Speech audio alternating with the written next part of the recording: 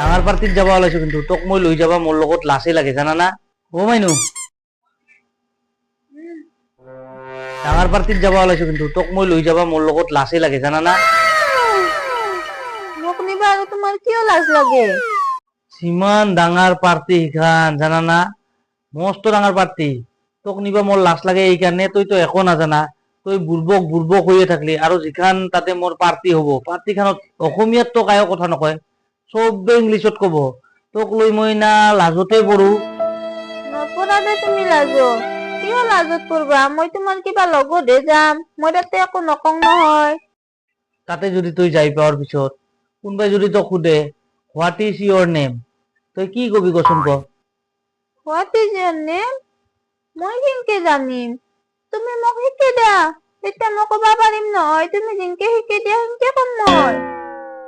তোক যদি তাতে কোনোবাই হোৱাট ইজ ইয়ৰ নেম কয় তেনেহলে তোমাৰ নাম কি হ'ব দা, মই শিকলো না তোমাৰ পৰাই। দে তই যদি বুজি পাইছা এবাৰ কচোন ক হোৱাট ইজ ইয়ৰ নেম মই বুজি পাইছো দা।